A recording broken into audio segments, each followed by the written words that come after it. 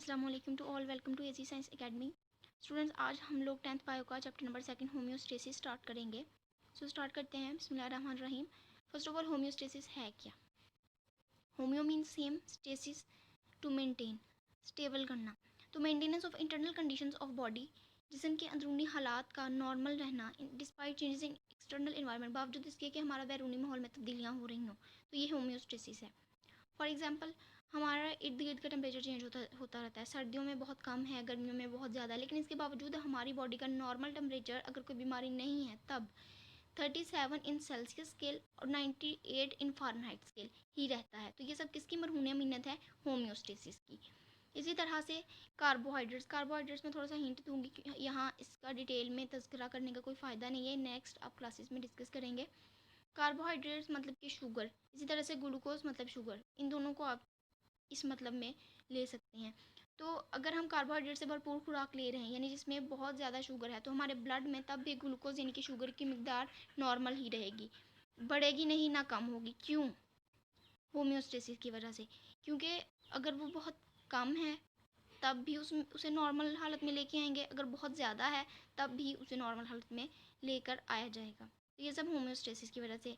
Next हम homeostasis की कुछ एग्जांपल्स डिस्कस करेंगे। फर्स्ट ऑफ ऑल है ऑस्मो रेगुलेशन।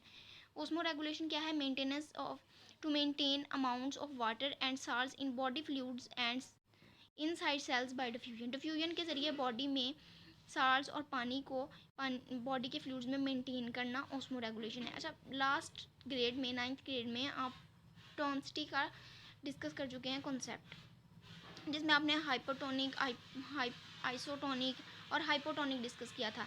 उसमें आपने ये पढ़ा था कि अगर सेल्स में, प्लांट के सेल्स में पानी बहुत ज़्यादा होगा तो वो फट जाएगा, जो कि पौधे के लिए नुकसानदेह। इसी तरह अगर उसमें पानी बहुत कम होगा तो वो श्रिंक हो जाएगा, सुखड़ जाएगा। इसलिए नॉर्मल मिकदार में पानी होना चाहिए प्लांट के सेल्स में।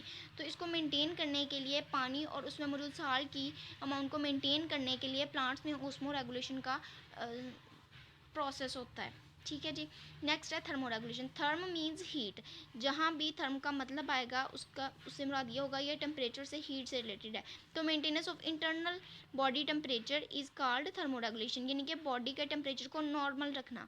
थर्मो रेगुलेशन कहलाता है हीट का रेगुलेट करना, बरकरार रखना कहलाता है। फॉर एग्जाम्पल, अच्छा, थर्मो रेगुलेशन ज़रूरी क्यों है? आपने 9th ग्रेड में इंजाइम्स वाला चैप्टर पढ़ा कि इंजाइम्स जो हैं ये ग्लोबुलर प्रोटीन्स हैं, ये एक ऑप्टिमम टेम्परेचर पर काम करती हैं।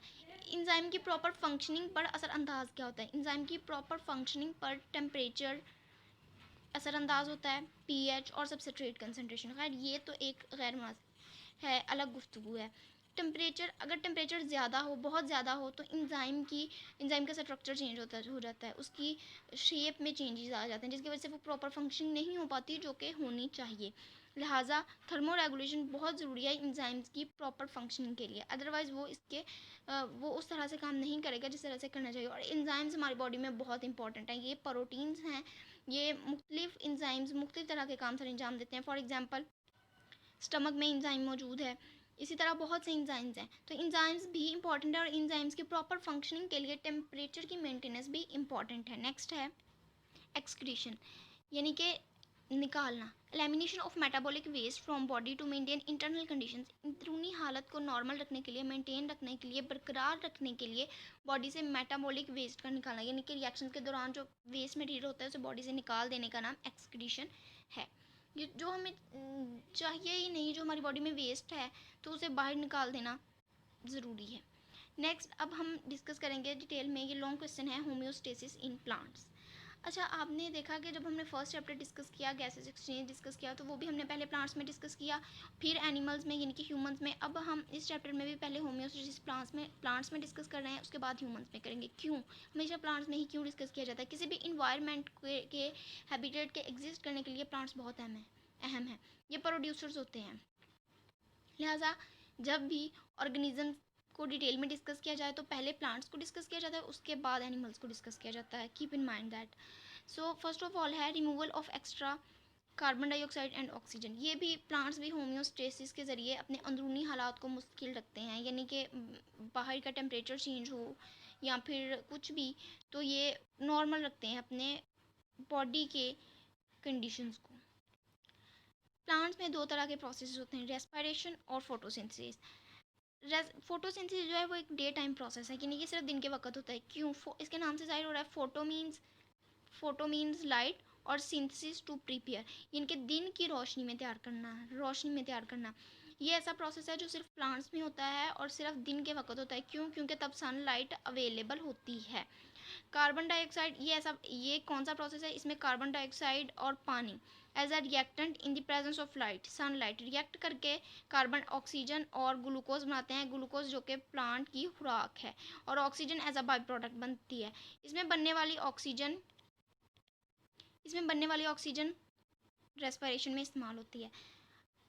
कार्बन डाइऑक्साइड, जब रेस्पिरेशन क्या है? रेस्पिरेशन सांस लेने का प्रोसेस है। कार्बन डाइऑक्साइड प्लांट सांस के दौरान क्या लेते हैं? कार्बन डाइऑक्साइड को अपने अंदर लेके जाते हैं, जबकि ऑक्सीजन को रिलीज़ करते हैं। सो कार्बन डाइऑक्साइड को हासिल करने के लिए ये ऑक्सीजन को रिलीज़ करना पड़ता है। और जो ऑक्सीजन जो रिलीज़ हो रही है, ये कहाँ से आ रही है? ये फोटोसिंथेसिस से आ रही है, जो कि फोटोसिंथेसिस से आती है, और ऑक्सीजन फोटोसिंथेसिस में एज अ बाई प्रोडक्ट बन रही है।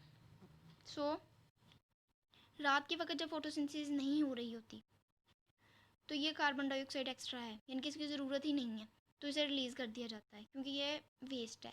इसी तरह से ऑक्सीजन जब नहीं होती, रेस्पिरेशन नहीं हो रही, रेस्पिरेशन तो हर वक्त होती है, मतलब ये है कि रेस्पिरेशन में जब एक्स्ट्रा है, रेस्पिरेशन के प्रोसेस हो जाने के बाद भी ये एक्स्ट्रा है, तो इसे भी सबसे पहले प्लांट के सेल से डिफ्यूजन के जरिए निकाला जाता है, और फिर फाइनली प्लांट्स की बॉडी से रिलीज़ कर दिया जाता है। Next, removal of extra water. तो ट्रांसपायरेशन और गुटेशन, ये दो प्रोसेसेस हैं जो कि होते हैं। फर्स्ट ऑफ ऑल, प्लांट्स पानी कहाँ से लेते हैं? प्लांट्स पानी ज़मीन से लेते हैं, और इनके जिसमें सेलुलर रेस्पिरेशन के दौरान भी ये पानी बन रहा है।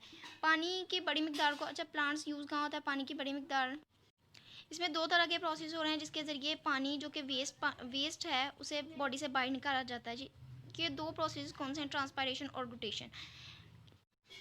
यानी कि ये दोनों प्रोसेस पानी के वेस्ट को, पानी जो कि एज अ वेस्ट है, जो ज़रूरी नहीं है, उसे बाहर निकालने के लिए इस्तेमाल होता है। अच्छा, ट्रांसपायरेशन क्या है? Loss of water from plant surface in form of vapours, बखरात की शक्ल में प्लांट की सरफेस से निकल जाना पानी का, ये ट्रांसपायरेशन। और गुटेशन क्या है? Appears of drops of water on the tips of leaves की टिप से, पत्ते की नोक से निकल जाना। ये इन दोनों में मेन डिफरेंस क्या है? कि ये पत्ते की टिप से निकलता है, जबकि ये पौधे की सतह से निकलता है। और इसके अलावा ये मेच्योर प्लांट्स में होता है, जबकि ये ग्रास वगैरह इस तरह के प्लांट्स में होता है। और पानी वेस्ट कब होता है? रात के वक्त ट्रांसपायरेशन नहीं हो रही थी, क्योंकि स्टोमेटा उस वक्त बंद होते हैं। अच्छा, स्टोमेटा रात के वक्त क्यों बंद होते हैं, ये आप नेक्स्ट चैप्टर्स में डिटेल में डिस्कस करेंगे, यहाँ इसको डिटेल में डिस्कस करने का कोई फ़ायदा नहीं है। तो रात के वक्त स्टोमेटा बंद होते हैं, और अगर मिट्टी में प्लांट्स कहाँ से ले रहे हैं पानी? जड़ के ज़रिए, अब मिट्टी से वो रिसीव कर रहे होते हैं पानी और नमकियात को, और जाइलम के ज़रिए वो जाइलम नालियों में जमा हो रहा होता है। जाइलम क्या है? जाइलम एक वेसल है, प्लांट्स में नाली है, जो कि from bottom to top plant को वाटर को ट्रांसफ़र कर रही होती है। तो अगर पानी ज़्यादा होगा, नमकियात ज़्यादा होंगी, तो पौधे इसे अपनी बॉडी से निकाल देंगे through transpiration and guttation. Removal of other metabolic waste, जब मेटाबॉलिज्म हो रहा होता है, मुख्तलिफ तरह के रिएक्शंस हो रहे होते हैं बॉडी में, तो प्लांट्स कुछ वेस्ट को अपनी बॉडी में स्टोर कर लेते हैं। For example, tomato plants calcium oxalate को in the form of crystals की फॉर्म में, कलमों की शक्ल में अपने लीव्स और स्टेम्स में स्टोर कर लेता है। लेकिन फिर इनको, चूँकि ये वेस्ट है, तो इसे बॉडी से बाहर निकाल दिया जाता है। और भी दूसरे बहुत से वेस्ट, जैसे कि रीजन्स, गम्स, लेटेक्स, ये सब वेस्ट हैं जिसे प्लांट्स अपनी बॉडी से निकाल देते हैं, इनके एक्सक्रीट कर देते हैं। तो ये कब गिरते हैं? जब हर साल पत्ते गिराने वाले पौधे, दरख्त जो कि अपने पत्ते गिरा रहे होते हैं एक मखसूस सीज़न में, तो उसके साथ ही जैसे ही वो पत्ते गिराते हैं, तो ये भी गिर जाते हैं, ये भी एक्सक्रीट हो जाते हैं बॉडी से। यानी आपने देखा होगा, जब पत्ते गिरते हैं तो उनका कलर और होता है, जब मतलब पहले ग्रीन होता है, लेकिन जब पत्ते गिरते हैं तो उनका कलर येलो होता है। क्यों होता है? क्योंकि उनमें ये वेस्ट मटेरियल्स होते हैं। तो पत्ते गिराने का शायद उनका मकसद ही इन वेस्ट मटेरियल्स को अपनी बॉडी से एक्सक्रीट करना है।